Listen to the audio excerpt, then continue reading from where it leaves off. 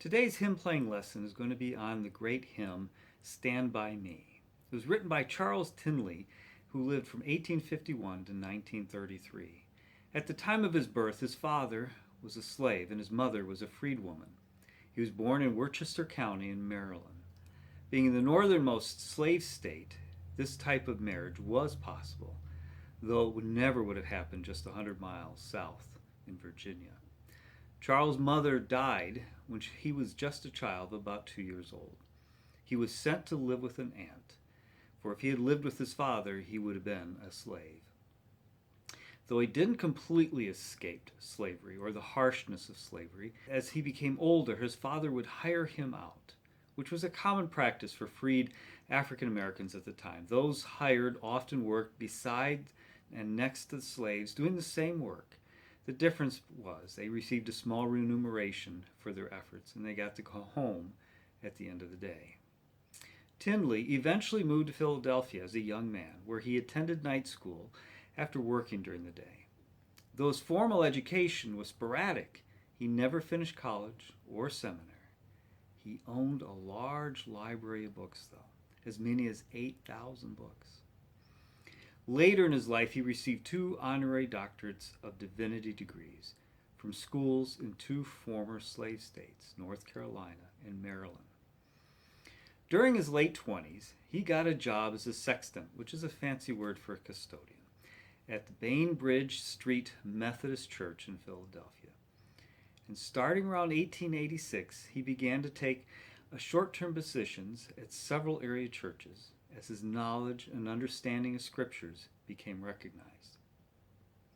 In 1902, he returned to Bainbridge. This time, instead of pushing a broom, he mounted the dais to the pulpit.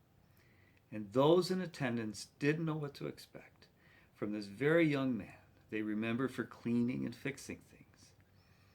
He brought a dignity and pose with him that he had been learning from his earlier positions. And by the end of the sermon, he had won and engaged in loud amens. So this hymn, Stand By Me, that he wrote as a young man, is found in just about every Protestant hymnal. And it has some interesting challenges we can face with hymns. Let's see. The first is the rhythm. We can approach the rhythm in a very strict manner.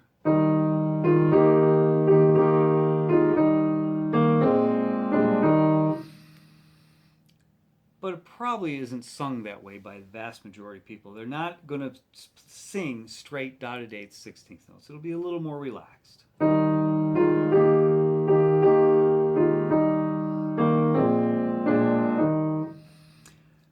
There are also rhythmic variants. Sometimes I've seen and heard this.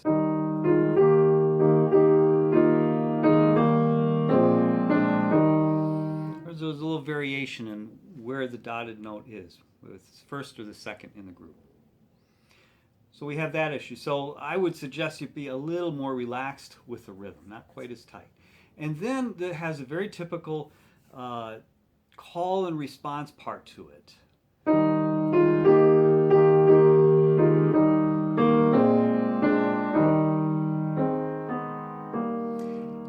And this is a very important thing to get right. If your melody note is that loud, your response to it has to be underneath the decay of that note. And we have 2 choices. We have the alto going and the tenor going. And because the alto in this particular instance is more interesting, I would bring it out a little more than I would the tenor. In the next one, the next phrase, it's reversed. The tenor has got the more interesting part than the alto. So,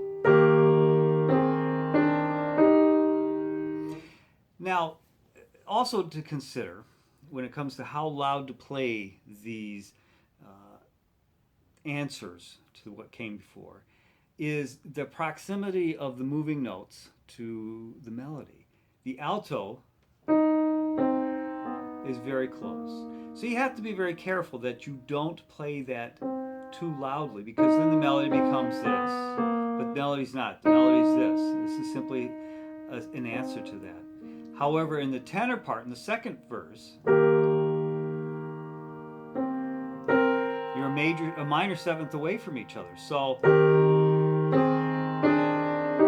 the tenor is running no risk of becoming absorbed within the melody or taking over from the melody. So you have a little more leeway in how loud you can play the tenor part there.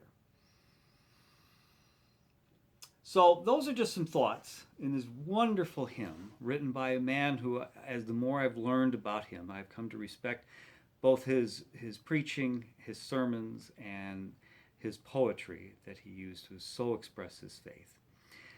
There's more information. I've written a number of articles on my blog about this hymn and this man, and I'll include links in the description to those. Have a nice evening.